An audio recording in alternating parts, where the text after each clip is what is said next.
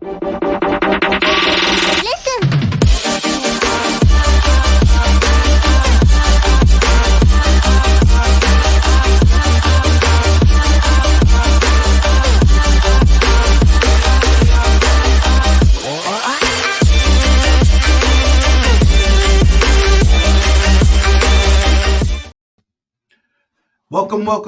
back, everybody. Welcome to Easy Does It with your host, Mike Roro, baby.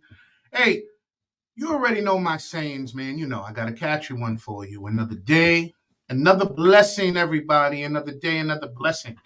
That's my catchphrase, my go-to phrase. That is my phrase of appreciation, man, because really, I don't care what anybody has gotten into. I don't care how bad your life might seem or whatever. Man, you woke up. You are blessed with another day. You are blessed with another opportunity to get your life in order. You are blessed with another day and opportunity to work on you and your family, your loved ones, and most importantly, God, the Heavenly Father. Yes. Yes. So, listen, welcome back. Welcome back to Easy Does It. We got a good one for you. I believe it's a good one. I definitely believe it's a good one. I bet. Listen, I do a lot of reflection. I'm one of those guys that I'll read something, I'll see something, I'll reflect on it for some time, and we're gonna talk about our past hurts. We are going to talk about dealing with our past hurts. We are going to talk about how those past hurts really affect us. And if you've listened to a few of the podcasts prior to this, I have constantly said that addiction begin with trauma. All addictions begin with some sort of trauma. Let that settle in. I truly believe that. I'm starting to see that. I'm starting to understand that. The more and more I dive into recovery, the more and more I'm strengthening my life mentally, physically, and spiritually to run the race. I start to see that a lot of this stuff is from traumatic experiences that we as individuals have had mainly in our younger lives. So we're going to talk about that today. I want to give a quick shout out to the two places that did a wonderful job. That is Boca Recovery out in New Jersey. They are a detox facility, medical detox facility. They did an amazing job preparing me, getting me ready to for the next step. Wonderful staff. They are amazing. I mean, it was just amazing. They were welcoming. Medical part of the staff was just great on educating you on certain medications if you were not used to some of that stuff. They did an amazing job. Boca Recovery out in Jersey. Also from there, went over to All In Solution. All In Solution. That's where my understanding of the the mental part of all of this came in. And I am so grateful for what I've learned in the All In program because I dove all in. No pun intended. I was all in for All In Solution. So shout out to them. Give them a look if you are an individual that is looking to make change and you're just fed up with addiction, man. Just you're fed up and you want a new life. Check them out. So let's jump right into what I am going to discuss today. The past few days, probably the past week, I have been talking with some of my friends. I've been talking with some of my acquaintances, those that are in or on the road of recovery, those that are striving to live a sober-free life from whatever their addiction is. We conversate a whole lot. And many have relapsed. Some have not answered my calls, some have not answered my texts. Through conversation with others, we've found out that they relapse. And my question is, or reflecting on it, I just really think of the why. I sit back and I put myself in their shoes. Okay, what am I doing different? And what is it that we could be doing differently to maintain our sobriety? Again, with whatever you're going through. And, first things first, relapse is okay. I mean, listen, I've heard, we've heard people have stated that relapse is part of the process. I do agree with that to a certain point. The reality of it is, yeah, no, none of us are perfect. The reality of it is, we all fall where the Bible says we all fall short of God's glory, right? Of God, we all fall short. We all make mistakes, right? But I do want to say this to you, to those of you that are listening. Relapse does not have to be a part of the journey. And that's the point that we want to get to. All right. But now, when relapse does happen, I want you to understand one thing. Relapse is not a sign of failure. We did not fail. Listen, for those of you that might have relapsed, listen to what I'm trying to tell you right now. Okay. Some words of recovery, some words of encouragement to you right now. If you relapse, it's okay. Because relapse is not a sign of failure, but it's a signal. Guys, it is a signal that your treatment needs to be adjusted. Something needs to be adjusted. Something needs to change so that you don't continue to fall into relapse. Now, this is what I'm saying. People say relapse is part of the journey. It okay, you relapse, but are you making the necessary adjustments that you that are required so you don't have to continue falling into relapse? That's what I'm trying to say. That's what, are you adjusting, or are you continuing to use the same game plan that has caused you to relapse for the past few years? Because if you're using the same method, we all heard the saying, nothing changes if nothing changes. So something's got to change, everybody. I was looking up some stats. I like to read some stats. And the crazy thing is that the rates of relapse are quite high. They're pretty high, everybody. And some of us that are on this road of recovery don't even like to deal, maybe we don't like to hear numbers, but research. Like, there are many research, you can check it all out. But like research, they suggest approximately 40 to 60% of people dealing in recovery will experience a relapse at some point. Now, that's a pretty high number, but life's not over. Life's not over. And like I said, it's not a sign of failure. We did not fail.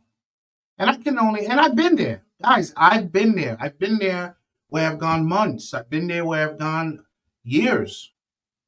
And I've stumbled and I relapsed every now and again. Now, doesn't mean that I've gotten dirt drunk, or doesn't mean that I blacked out. No, it meant that I might have had a drink or two, but I fell off. And what I've learned is that if you adjust things properly and accordingly, change happens. So, with the right interventions, therapy, the right supported groups, sometimes meds. I never thought about meds because I really didn't even know there were certain medications that you could take that if you were to drink, it'll stop the buzz or it'll make you sick. So some folks use meds, but I didn't even really know about any of that. But ultimately, you can get back on track as long as you're adjusting your program. It'll work for you, you know? You got to remember. So, with all of that said, it makes me just keep asking a question to myself. Why do most of us fall back to relapse, man? Like, what is it? And you can, you can definitely, if you sit back and take a little bit to think about your life individually, you'll see why we run to alcohol, or some of you run to alcohol, drugs, whatever it is you run to. But I'm going to just talk about alcohol because that's what I struggled with. Alcohol is not the answer. And I love this. There's a saying that is out. You can check it. It is a saying. I didn't make this up. I read it and I said, wow, I'm going to hold on to that. Alcohol is not the answer. It just makes you forget the question. It makes us forget.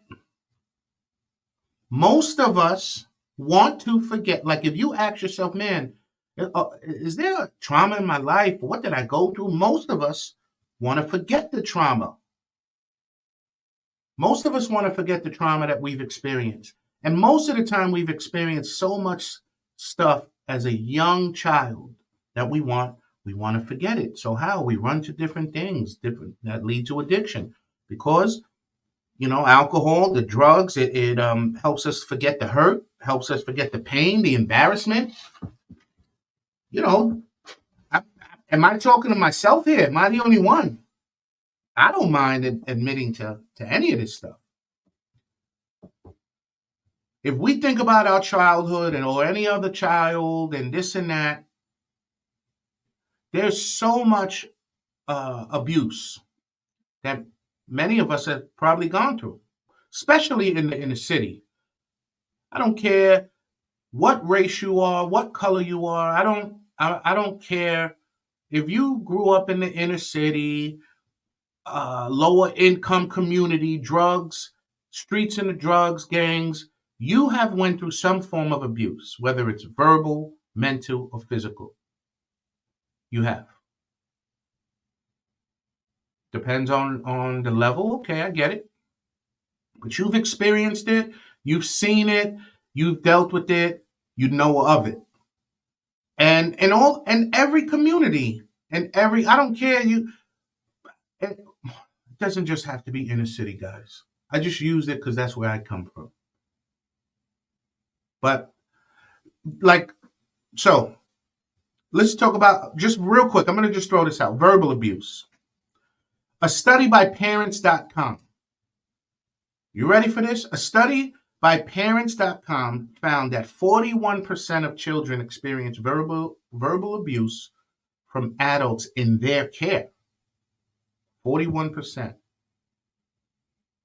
Now, 51% of that number of those children experience hearing insults weekly. 51%. And then 10% of that number report hearing these insults daily. Daily. That's crazy, the amount of verbal abuse many of us have went through and the new generation are going through. It's crazy. It's bananas. It's crazy because people don't realize that verbal abuse can have a profound and long lasting effect on children and adults. And yeah, they vary based on different individual circumstances and all of that, but long lasting impact. Uh, uh, uh, just low self esteem.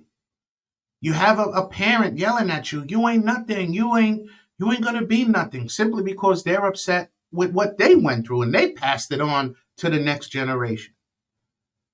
The low self-esteem that each child had. It's I can't even. Just verbal abuse, being yelled at, put down, mocked, everything in a negative. You know how much fear that child is going to have? You know how much anxiety and depression?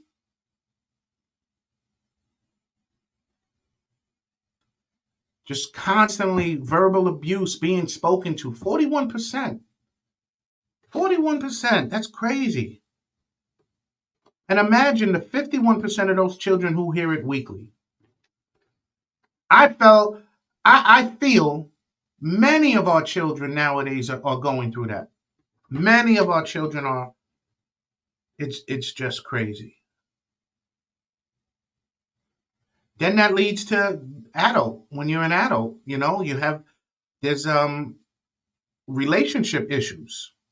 There's difficult in the relationship, right? Verbal abuse, even between a husband and a wife. Verbal abuse is affecting one of the adults' ability to form and maintain a healthy relationship.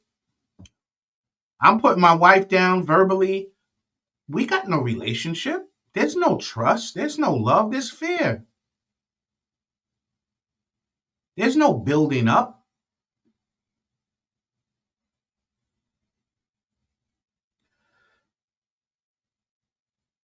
What does all of this do? Like I said, drinking is it's not the answer. It just helps us forget the reason why. Why are we turning to addiction? Why are we turning to drugs and alcohol? None of us want to deal with those past hurts, man. None of us.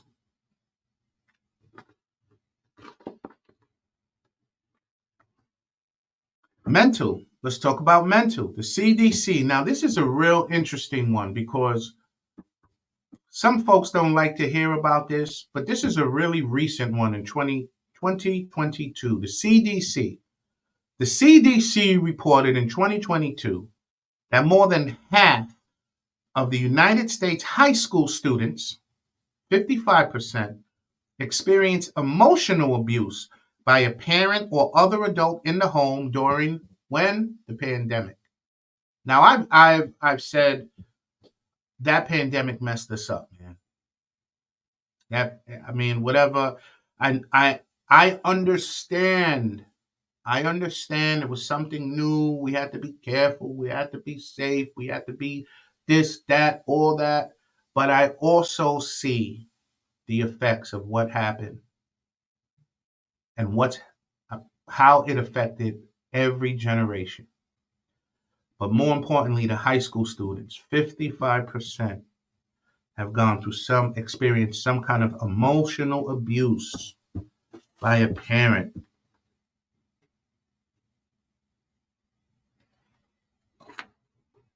Emotional. Staggering reports, man. Staggering reports. Let's talk about, now this is just another way of an abuse. Let's talk about sexual abuse. Sexual abuse, I'm sorry. So RAINN.org, RAINN, RAINN.org. Now this is real interesting to me. 1 in 9 girls and 1 in 20 boys under the age 18 have experienced sexual abuse or assault. Assault. That's crazy. Past hurts. That's crazy. And then this was interesting. 82% of all victims under 18 are females.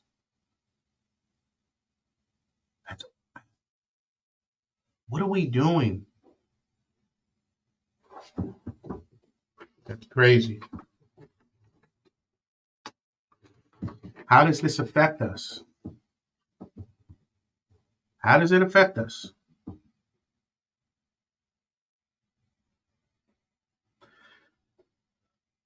Past hurts. Why are we running to drugs and alcohol? Past hurts. We don't want to start dealing with the root cause. Folks, many folks they can go to detox, they can do rehab, 30, 60, 90 days in, they get out, right back into their mind, right back into the hurts.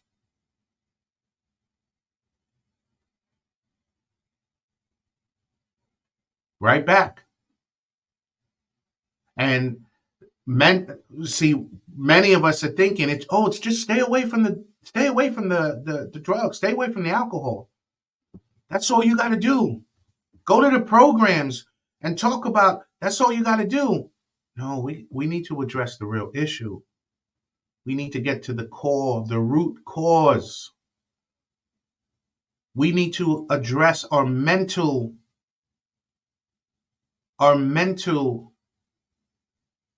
third time, mental understanding of what the true problem is.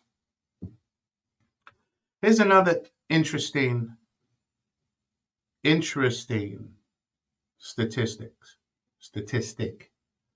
So the National Center for Victims of Crime, the NCVC, a study shows that 20% of adult females and 10% of adult males recall a childhood sexual assault or sexual abuse incident.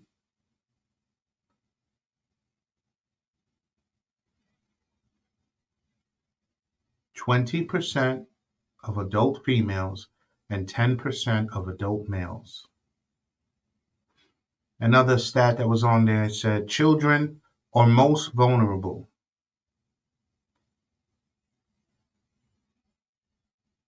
Between the ages of 7 and 13. So let's just reflect on all of that stuff that we just said. Let's just real quick take a quick look. I truly believe when you are hurt at a very young age, you will deal with some type of drug or alcohol issue.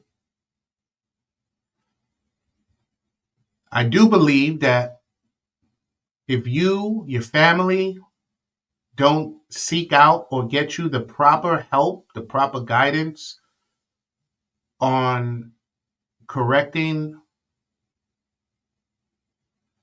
those incidents those past traumas, you are going to be dealing with addiction for a very long time. I remember I was probably 17, 18, walking around with one of the guys from the neighborhood. He was just a few years older than me, but he was a hustler. He's from the streets. He was a gang banger, and he knew the streets and showed me the ropes. He basically like he was my big brother. I have an older brother. But this young man, he wasn't blood brother, but he was an older brother. He took really good care.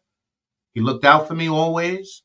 And we were walking during the day, and it might have been 12:30, noon, and we were walking by a school. And if he ever hears this, I wonder if he's going to remember this. We were walking by a schoolyard, a playground, and there was about 50, 60 children running and playing, third grade, second, third, or fourth grade. He said, "Hey, Mike, look at all these kids in here. How many you think are going to be drug addicts, alcoholics, prostitutes? How many?" I was like, I never thought like that. He said, "It's a lot of them." And the reality of it, I mean, he was right. Many of us have so much trauma, so much hurt, so much stuff that has taken place in our life, and we never, ever, ever have went and thought to go get it checked, to go to work on it. Alcohol, drugs, all of these things are the easy way out. Makes you forget, even on a dopamine level. Like, I hope I'm saying it right. Dopamine level. Alcohol increases the level tremendously. So it's a way of increasing your levels without even doing nothing. That's why we run to it.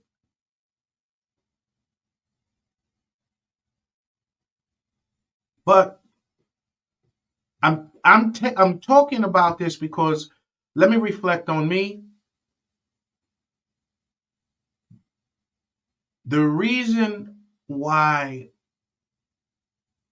I feel that I'm doing so much better on this journey is because I'm willing to attack and make the proper adjustments that I need during my road on recovery. I'm willing to sit back. I'm willing to listen. I, I'm just willing. I'm desiring. I want. And if you guys that are listening want that same thing, you have to be willing to make the right changes, and don't be afraid. Don't be ashamed. Hurts happen to a lot of people. Some embarrassing hurts. But I want to encourage you. If you are truly done and you truly desire to give up and live that life, that sober life, there are some areas in your life that you have to attack. You have to remove from the root. Some of those experiences are very embarrassing. Some of them are shameful, but most of them aren't your fault. A lot of the stuff that takes place with these hurts, especially like verbal abuse in the home, it's their their behaviors that were passed down. And what I mean by that, we've seen our examples, our parents uh, speak hurtfully to each other because they didn't know, and we think it's normal. I remember seeing my father yell, curse, push, be physical at times with my mom. Thought it was normal, but it's not. So we got to address it, everyone. We have to address it.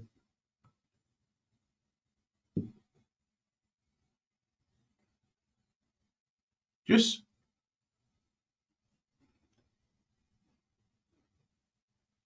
just realize this, guys.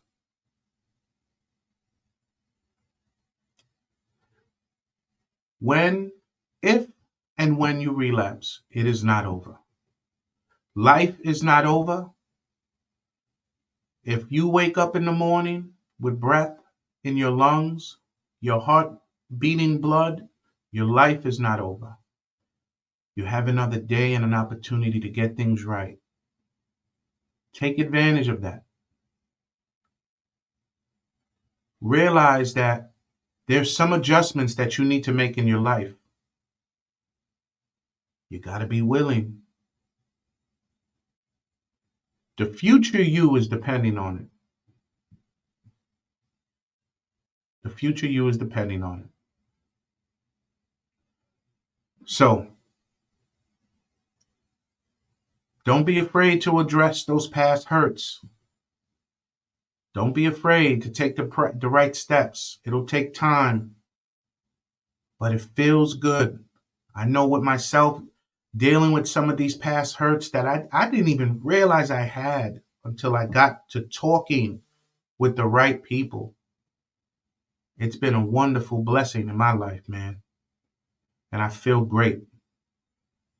And I encourage you to do the same. I also encourage you to tune in for the next episode, all right? Listen, just for today, okay? You don't have to drink. You don't have to drug. You don't have to do any of that stuff. Just for today. Focus on just for today, everybody. And when it seems crazy and you're getting overwhelmed, whoa. Easy does it there, big fella. Easy does it there, young lady. Come on now. Easy does it. All right. Thanks for listening. We'll catch you next time at Easy Does It with your host, Mike Rowe. All right. You guys take care. Listen.